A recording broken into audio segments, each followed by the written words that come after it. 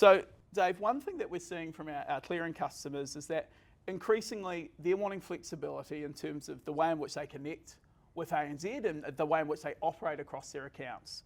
Can you give us a little bit of context as to where we're at? Thanks, Carl. It's actually been a really exciting couple of years.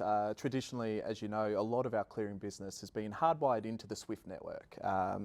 But with the advent of APIs and the take-up that we've seen, not just from the banking community, but fintechs as well, we've spent a lot of our energy and a lot of our time working out what does the developer experience look like and making sure that we're able to give consumers the flexibility to still use the SWIFT rails, but also connect with us directly through APIs. It's got a lot of benefits. It's not just from a payments perspective. We're starting to see consumers really trying to drive forwards around how do they get the real-time access to data? How do they then use these services to help them manage their treasury function? So it's quite an exciting period to be in. Indeed, and with us having a great focus around real-time payments, the more real-time payments that we see flowing across our customers' accounts, the more important it is for them to know what's happening as to balances, funding, liquidity, and all of their treasury management needs.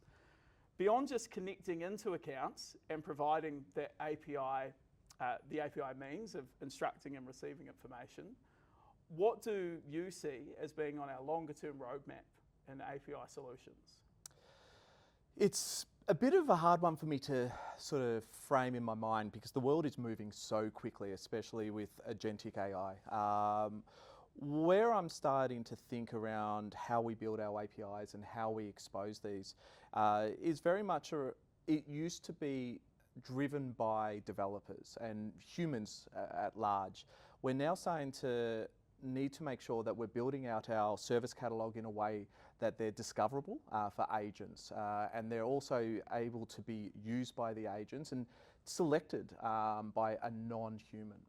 And I think the bits that I'm still unsure about is all the peripherals that need to go into it. An agent calling a service, relatively straightforward. How do you ensure the identity? How do you ensure the entitlements? And how do you ensure that that agent's actually acting on behalf of the consumer within the parameters that have been set? I think this is where we're going to start to see the complexity come.